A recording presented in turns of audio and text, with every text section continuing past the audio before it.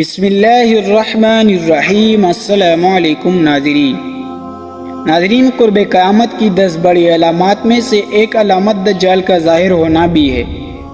دجال کا فتنہ تاریخ انسانی کی ابتدا سے لے کر انتہا تک کے تمام فتنوں سے بڑا اور خطرناک فتنہ ہے، جس کی بڑائی اور شدت کا اندازہ اس سے بھی لگایا جا سکتا ہے کہ ہر ایک نبی نے اپنی امت کو دجال کے فتنے سے ڈرایا تھا۔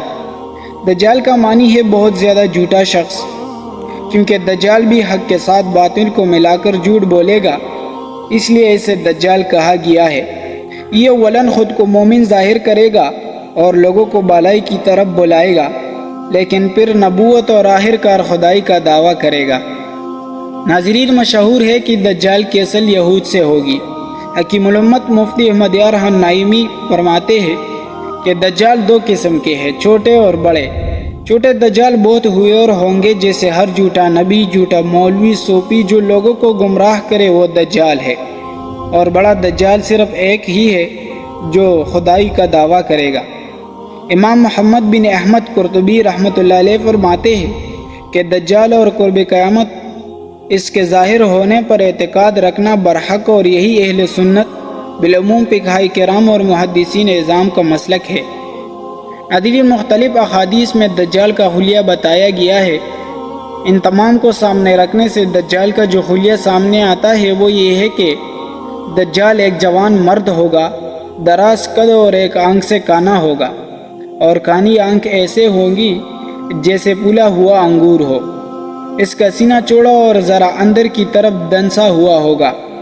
دجال کا پیشانی چوڑی ہوں گی اور دونوں آنکھوں کے درمیان کاف وارا یعنی کافر لکھا ہوا ہوگا، جسے ہر مسلمان پڑھ سکے گا، چاہے اسے پڑھنا آتا ہو یا نہ آتا ہو۔ ناظرین، دجال کے نکلنے سے پہلے دنیا کی بہت بری حالت ہوگی، جیسے کہ حدیث مبارکہ کے مضامین سے پتہ چلتا ہے کہ دجال کے نکلنے سے 3 سال پہلے ہی دنیا میں عام قحط پھیل جائے گا۔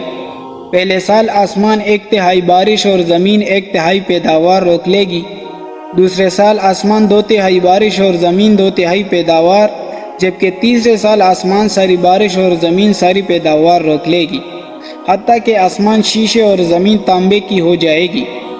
اس خشکسالی کے سبب تمام چھپائے ہلاک ہو جائیں گے، فتنے اور قتل و غارت گرمی عام ہو جائے گی، آدمی ایک دوسرے کو قتل اور جلاوطن کر رہے ہوں گے۔ تب دجال مشرق کی طرف ایک اصبہان یا خراسان نامی شہر سے نکلے گا۔ عیسائی قحط کے علاوہ علمی اور روحانی قحط بھی برپا ہوگا۔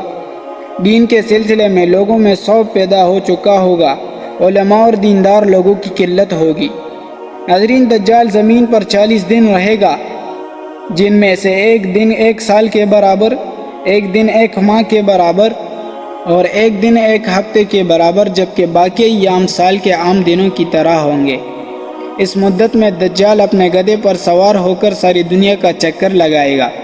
گدھے کا جسم اتنا بڑا ہوگا کہ دونوں کانوں کا درمیانی فاصلہ 40 ہاتھ کے برابر ہوگا، اور دجال کے گدھے کی رفتار کا یہ عالم ہوگا کہ 1 قدم اٹھائے گا تو 1 میل کی مسافت طے کرے گا، اور روئے زمین کا کوئی میدانی، صحرائی اور پہاڑی علاقہ ایسا نہیں بچے گا کہ جہاں وہ نہ جائے۔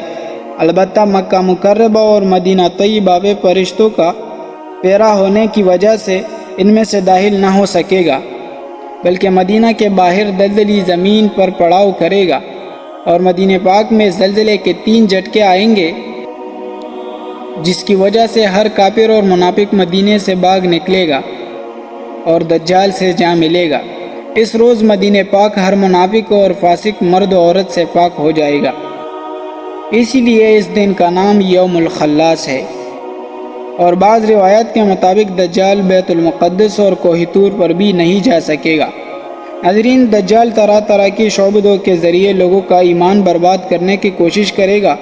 حدیث مبارکہ میں ہے کہ دجال کے ساتھ 2 نہریں ہوں گی، جن میں سے ایک کو جنت اور دوسرے کو دوزخ کہے گا۔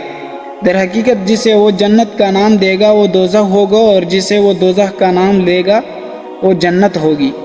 اس کے کہنے پر آسمان سے بارش برسے گی، اور لوگوں کے سامنے وہ ایک شخص کو قتل کر کے پھر زندہ کرے گا۔ دجال کے فتنوں کی وجہ سے اہل ایمان سخت پریشانی اور تنگی کے عالم میں باغ کردوخان نامی ایک پہاڑ میں پناہ لیے ہوں گے، لیکن دجال ان کا پیچھا کر کے پہاڑ کا گھیرا کرے گا۔ ایمان سخت بھوک اور تکلیف میں مبتلا ہوں گے، تب اللہ تعالیٰ حضرت سیدنا عیسیٰ علیہ السلام کو نازل فرمائے گا۔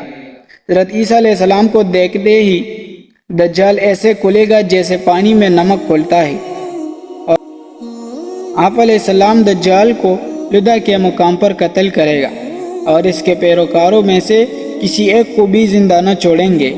ناظرین، اسی امید کے ساتھ اجازت دیجیے کہ آپ کو ہماری ویڈیو پسند آئی ہوگی۔ ملتے ہیں بہت جلد ایک نئی تاریخی تحقیقی اور معلوماتی ویڈیو کے ساتھ۔ دیکھتے رہیے اسلامک انفارمیشن۔